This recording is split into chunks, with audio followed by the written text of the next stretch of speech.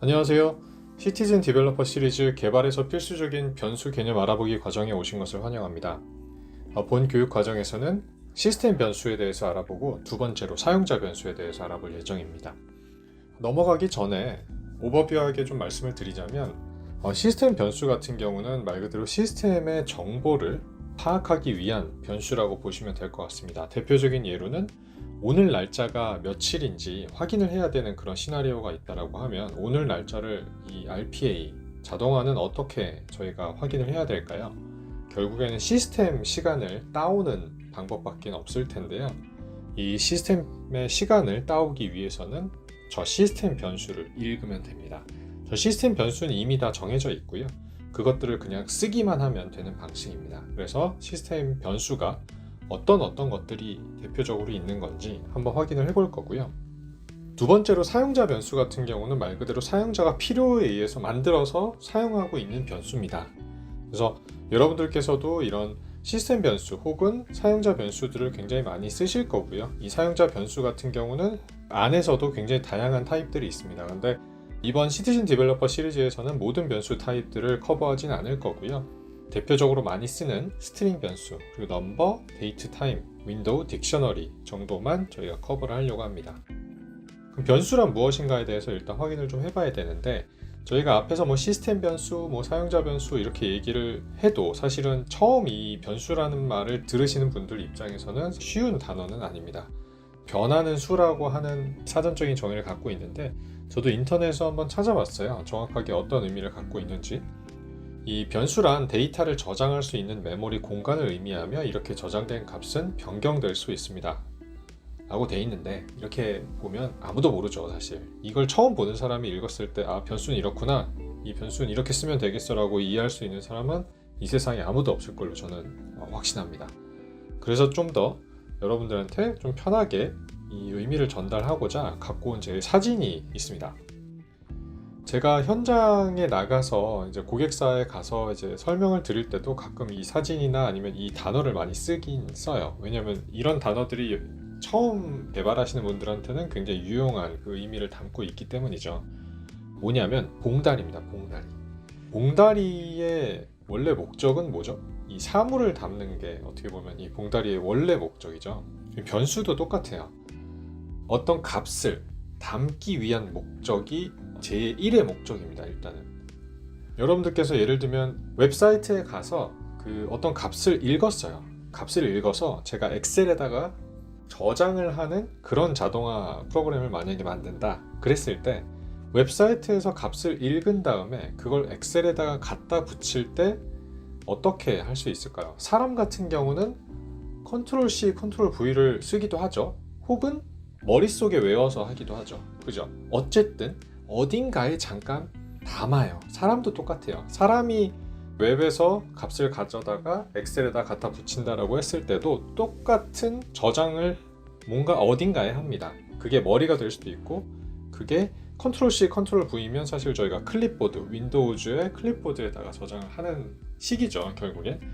결국에는 사람이 하더라도 로봇이 하더라도 이 변수라는 거는 반드시 쓰게끔 되어 있습니다. 자, 이제 좀 변수에 대해서 어느 정도 좀 감이 오셨나 모르겠어요. 이 변수가 타입들이 좀 있어요. 타입들.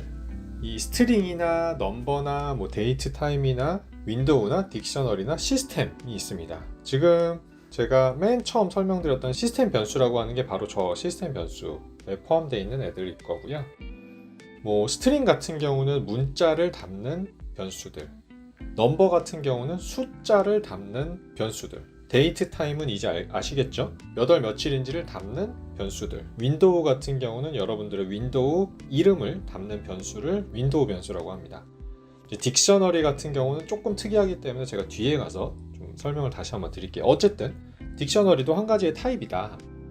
이런 종류의 변수들이 있습니다. 근데 좋아, 다 이해하겠어요. 왜냐면 저희도 그런 거 있잖아요. 예를 들면 봉다리를 할지라도 신선식품을 담을 때 쓰는 봉다리가 있을 수 있고, 어떤 터지는 그런 성격의 위험한 물건을 담을 때는 위험한 물건을 처리할 수 있는 그런 봉투에다가 담잖아요. 그것처럼 어떻게 보면 담는 데이터에 따라서 사실은 담길 봉투의 타입들이 달라집니다.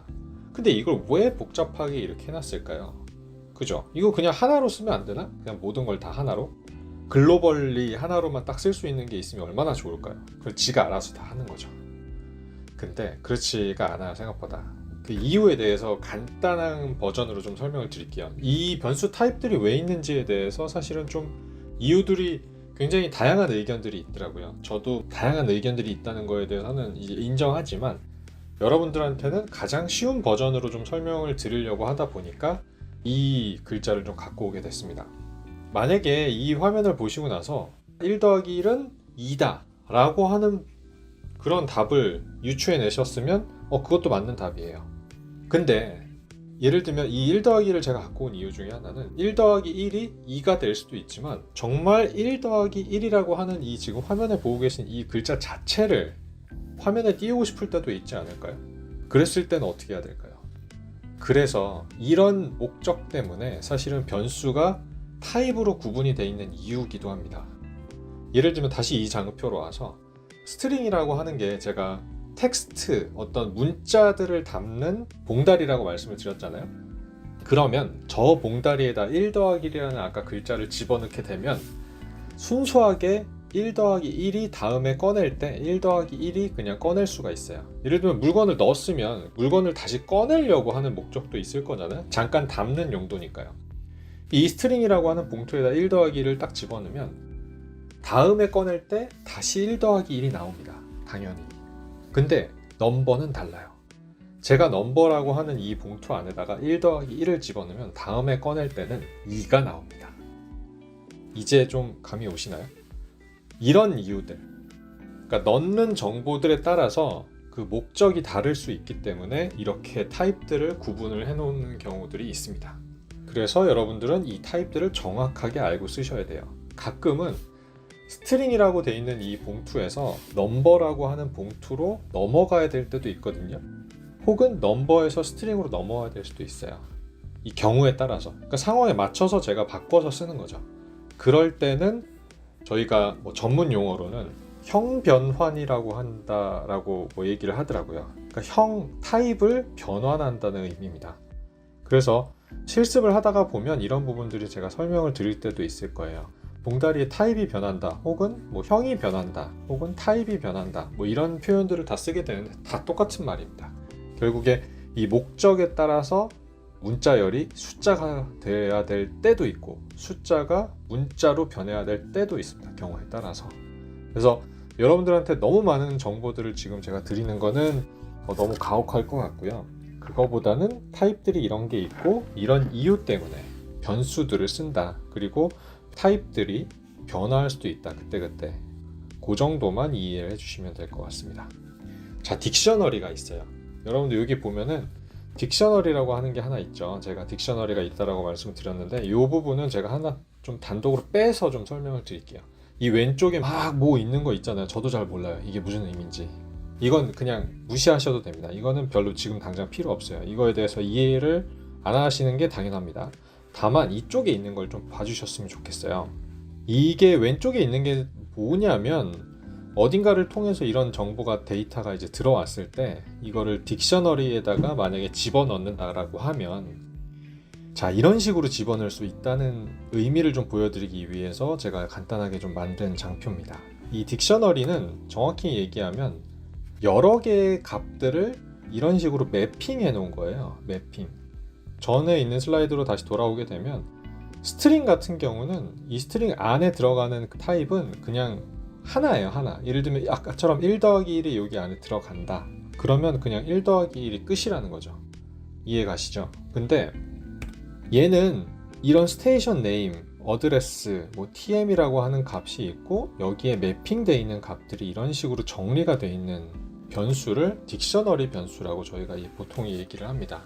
사전적인 의미나 아니면 변수가 이런 게 있구나라고만 알고 있었지 실제 쓰다 보면은 여러분들께서 이해하시는 정도가 더 높아질 수 있어요. 그래서 이런 식으로 스테이션 네임이 창전동이고 어드레스가 이런 식으로 돼 있고 이 TM이라고 하는 값은 8.6이다. 이거는 설성면이 있고 어쩌저 9.3 어쩌저 14.9 이런 식으로 딕셔너리 변수에는 여러 가지의 이 매핑되어 있는 정보들을 갖고 있고요. 다만 이 매핑되어 있는 정보들은 다 동일해야 됩니다. 예를 들면 스테이션 네임, 어드레스 TM이면 다음 것도 스테이션 네임, 어드레스 TM 것 이런 식으로 돼야 돼요. 그래서 반복적으로 이런 식의 매핑 테이블을 갖고 있고 매핑 테이블에 딸려 있는 값들이 이런 식으로 정리가 됩니다. 이 딕셔너리에서는 이것들 하나하나를 조금 더 딕셔너리 자체에서 쓰는 용어로 좀 말씀을 드리면 이 스테이션 네임을 키라고 하고요. 키. 그리고 창전동을 value라고 합니다.